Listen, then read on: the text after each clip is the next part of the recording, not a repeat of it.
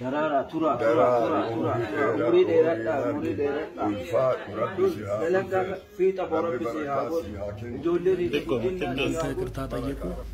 እናንተ ይቅርታውን ተቀበሉ የሚል አይደለም ክቡር ጠቅላይ ሚኒስትሩ ያነጋገሩን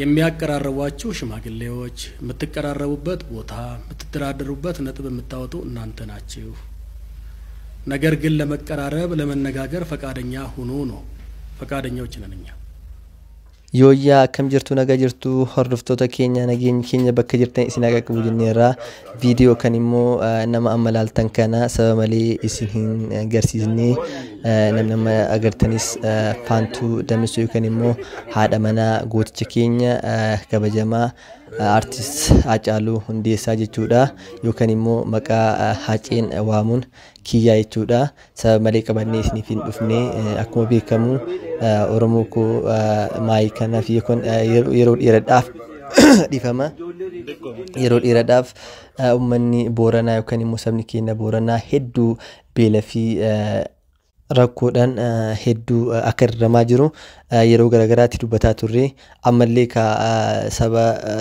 saba guddaa kana yookaan immoo saba Booranaa dhabuuf deemnaa beela fi rakkoo guddaa keessa akka jiranii fi uummanni keenya uummanni Oromoo addunyaa mareertan akka birmattanii fi akka gargaarsan bira dhaabattan gamanumaan ergaa keenya isiniif dabarsina jechuudha gara biraatiin dubartiin jabduun yookaan immoo faantu damisoo haadha mana Hacee jechuudha Antummaa ishiin ummata kanaaf qabdu yookaan immoo yeroo rakkoo kana keessatti ummata koo bira dirqama dhaabachuu qaba jechuudhaan maqaa faawundeeshinii Hacaaluu Hundeessaatiin gargaarsa hedduu Oromiyaa keessa yookaan immoo Oromiyaa godinoota garagaraa keessatti gargaarsa hedduu bishaan baasuu ummata beelan dhumaniif bira dhaabachuu fi wantoota gargaarsa garagaraa yeroo isin gootu ni agarra har'as akkasuma ummata Booranaa yookaan immoo ummata beela fi rakkoodhaan daramaa jiruuf bishaan baasuu fi kun akkuma isin argartan kana gargaarsa midhaanillee gootee jirti jechuudha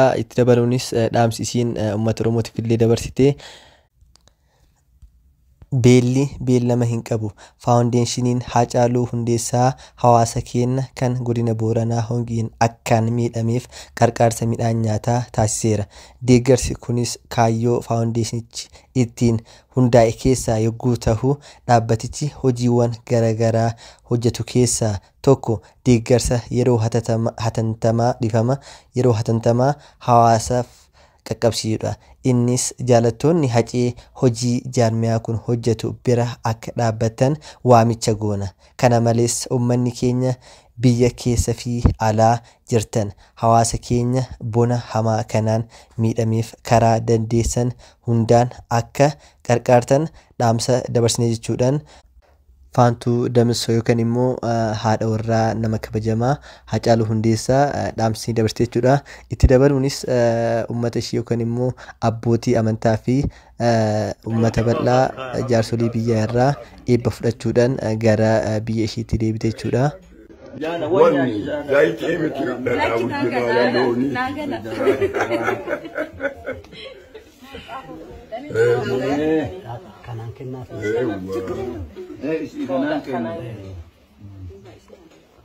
Darara tura muri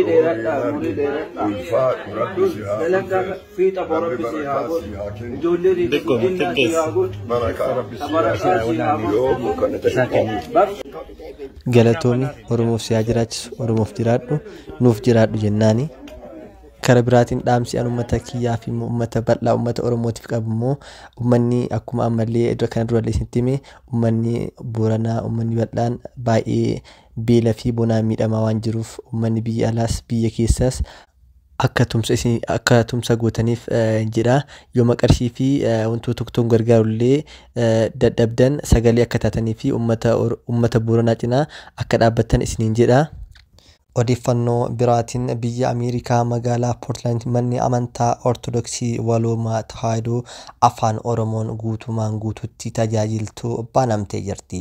Sirni baniinsaa irratti amantoonni argamuun gammachuu isaanii ibsatanii jiru. Amantoonni sirnichaa irratti argaman bataskaanni afaan Oromoon tajaajilu dhabamuu isaatii mana amantaa irraa fagaatanii akka turan dubbataniiru.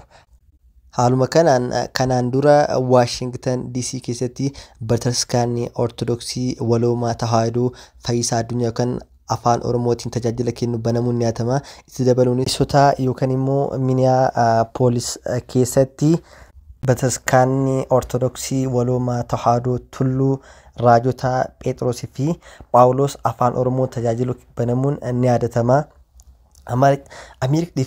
Ameerikaa keessatti bataskaanni Ortodoksii Waloomaa Tawaahidoo afaan Oromoon tajaajila kan Pootraal baname isa sadaffaa yookaan yeroo sadaffaaf kan banamaa jiru jechuudha. Kun waan nama gammachiisudha. Maaliif afaan Oromoo babal'atee bakka hundatti amantaan kamuu afaan Oromootiin akka ibsu gochuun waan guddaadha jechuudha. Naannoo birootiin Guraandhala 17 bara 2023 hiriirri deeggarsaa guddaan Sinodosii sabaa fi sablammoota Ameerikaa magaalaa Washington DC'tti waamame jechuudha.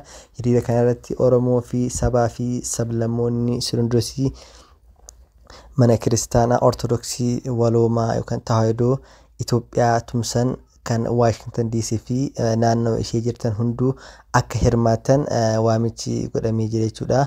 Ameerikaatti hiriirri deeggarsaa wal fakkaatan gaafa Guraandhala 17 yookaan immoo Febraarii 17 bara 2023 akka lakkoofsa Awurooppaatti ministeera haajaa alaa Ameerikaa fuulduratti yookaan White House fuuldura jechuudha qophaa'aa jedhanii gaggeessan koree qindeessituu Sinodosii haaraa kan Ameerikaa kaaba lub Saamu'eel Jabeessaa ibsanii jira jechuudha. Hiriirri deeggarsaa wal fakkaatan Ameerikaa Minnesotaattis akkasumas biyyoota Awurooppaa garaagaraattis taasifamuuf karoorri kaa'amaa jira jechuudha. Dhuma irrattis waa'ee odeeffannoo wayitoo kan Sinodosii Oromoo viidiyoo ajaa'ibaa tokko isin affeeree adda baane jechuudha. Warroonni chaanaala kanaaf haaraa taatan laayik, sheer, sabskiraayib gochuun maatii ta'a isiniin jedha. Gara viidiyoo ላይ እኮ የነበርን እኛ ነን። የተጠየቀውም ጥያቄ እናንተ ይቅርታ ጠይቁ፣ እናንተ ይቅርታውን ተቀበሉ የሚል አይደለም። ክቡር ጠቅላይ ሚኒስትሩ ያነጋገሩን የሚያቀራረቧችሁ ሽማግሌዎች፣ የምትቀራረቡበት ቦታ፣ የምትደራደሩበት ነጥብ የምታወጡ እናንተ ናችሁ። ነገር ግን ለመቀራረብ ለመነጋገር ፈቃደኛ ሁኑ ነው። ፈቃደኞች ነን እኛ። ሁሉ ጊዜ የተባለውን ነገር ትቶ ያልተባለውን ነገር መጨመር ከእምነት አኳያ ትልቅ ነውር ነው በእውነት። እንዶ ሚዲያ አገኘው ተብሎ ስልጣን አገኘው ተብሎ አንዳንድ ጊዜ የቅዱስ ሲኖዶስ አባል ሊቀ ጳጳስ ነኝ፣ በሌላ ጊዜ ደግሞ አስተዳደር ነኝ፣ ሌላ ጊዜ ደግሞ ከሳንቲም ጋር በተያያዘ የፋይናንስ ጨዋታ እንደልብ ስላለ የሚነገረው ቃላት ከአንድ ሃይማኖት መሪ የሚጠበቅ አይደለም። ምክንያቱም የሀገሪቱ መሪ ታላቁ ጠቅላይ ሚኒስትር ናቸው የሰበሰቡን ያነጋገሩን። ይሄ ያተዛዝበናል። ታላላቅ የሀገር ሽማግሌዎች አባቶች ባሉበት፣ አትሌቶች ባሉበት፣ ታላላቅ የመንግስት ሚኒስቴሮች ባሉበት ቦታ እኮ ነው የተነጋገርነው።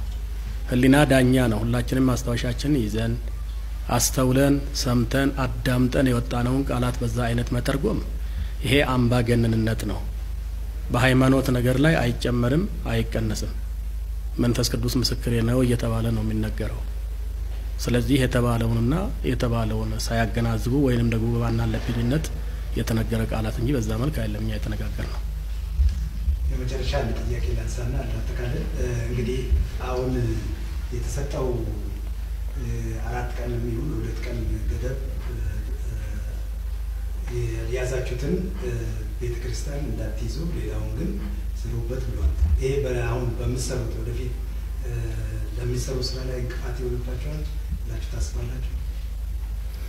እንቅፋት ይሆናል አይሆንም ለማለት ምንም የሚያጠራጥር ነገር የለም። ሙሉ በሙሉ እንቅፋት የሚሆንብን ነገር የለም። ምክንያቱም ዶግማ ይፈቀደ እኮ ነው። በመጽሐፍ ቅዱስ ዶግማ የሚባል የማይሰረዝ የማይደለዝ ዶግማ ማለት የማይሻር ነገር ነው። እምነት ማለት ነው በግልጽ አነጋገር ዶግማ። በመጽሐፍ ቅዱስ ላይ ሰው በራሱ ቋንቋ እንዲማር፣ እንዲያምን፣ እንዲረዳ፣ እንዲጠመቅ፣ ቅዳሴ አስቀድሶ ቁርባኑን እንዲቀበል የፈቀደለት ራሱ መጽሐፍ ቅዱስ ነው።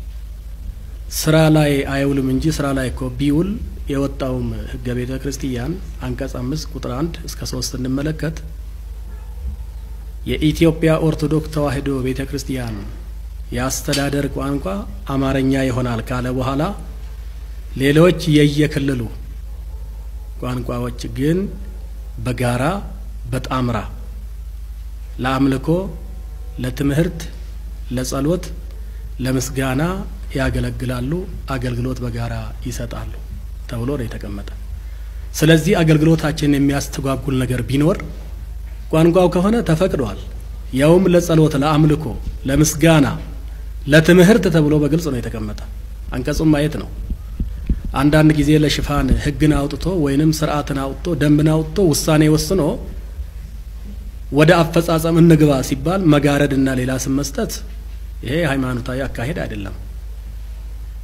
እንጂ አገልግሎታችንን የሚያስተጓጉል አንድም ነገር የለም ቀድሞ በነበረው አማርኛ ቀድሞ በነበረው ግዕዝ ቀድሞ በነበረው የኦሮሞኛ ጭላንጭል ላይ በበለጠ ሁኔታ ሌሎችም ብሔር ብሔረሰቦች በሚሰሙት በሚያዳምጡት በሚያዩት በሚመለከቱት በሚረዱት መንገድ የሚሰጥ የሚስፋፋና የሚጠናከር እንጂ አንዳችም የሚስተጓጎል ወይንም የሚቀር አገልግሎት